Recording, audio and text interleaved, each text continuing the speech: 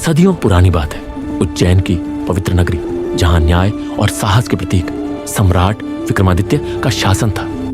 एक ऐसा राजा जिसकी बुद्धि के आगे देवता भी नतमस्तक थे, लेकिन नियति ने उनके लिए एक ऐसा जाल बुना था जो उन्हें अंधकार के सबसे गहरे रहस्य तक ले जाने वाला था। एक दिन दरबार में एक अजीब साधु आया। न कोई शब्द, न कोई मांग, बस हर दिन एक साधारण सा फल और एक गहरी खामोशी।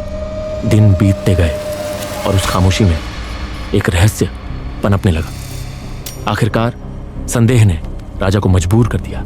जैसे ही फल टूटा, पूरी सभा रत्नों की चमक से चकाचौंध हो गई। हर फल के अंदर एक बेशकीमती हीरा छिपा था। क्या तुम मेरे लिए एक काम कर सकते हो?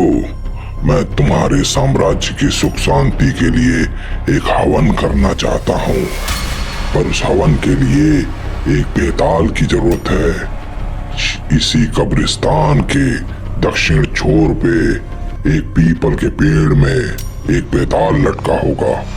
क्या तुम्हारे अंदर इतनी हिम्मत है कि उस बेताल को मेरे पास ले आओ?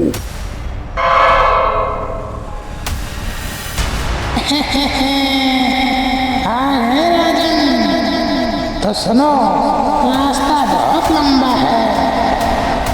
इस रास्ते को काटने के लिए मैं तुम्हें एक कहानी सुनाता हूँ, लेकिन याद रहे, अगर तुमने जवाब दिया तो मैं उड़ जाऊंगा, और अगर चुप रहे तो तुम्हारा सिर फट जाएगा।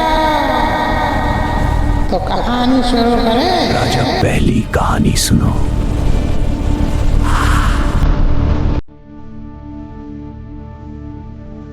प्राचीन काल में मधुमती नाम की एक परम सुंदरी राजकुमारी थी।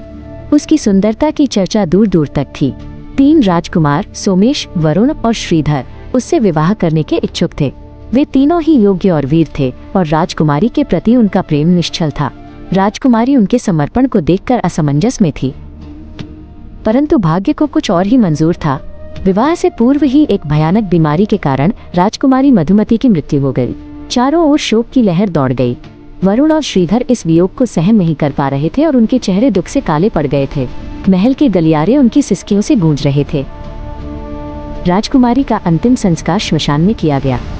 उनके जाने के बाद पहले प्रेमी सोमेश ने संसार त्याग दिया। उसने राजकुमारी की चिता की राख पर ही अपनी कुटिया बना ली और वहीं रहकर उनकी यादों में दिन बिताने लगा। वो धूल और राख से सना हुआ वहीं बैठा रहता था। दूसरे प्रेमी वरुण ने राजकुमारी के प्रति अपना प्रेम प्रदर्शित करने के लिए उनकी अस्थियों को एक स्वर्ण कलश में संजो लिया।